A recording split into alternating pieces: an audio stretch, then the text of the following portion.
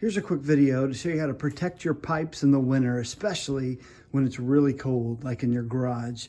In my garage, I have some bare exposed pipe, some copper pipe that carries water up to our bathroom. I got one here and then one back behind here. These things get really cold, and when the temperature drops, we need to make sure these things are insulated properly. It's really simple to do. All you're gonna need is some pipe foam right here and a utility knife to cut it in place. This pipe foam, it's self-sealed.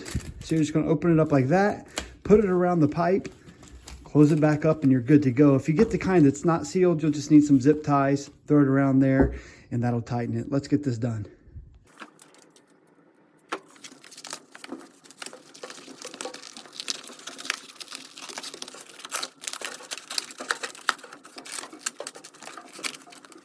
If you need any of this pipe foam or utility knife, check the link below. I got you covered there. Hope this video was helpful. Protect those pipes and give this a thumbs up.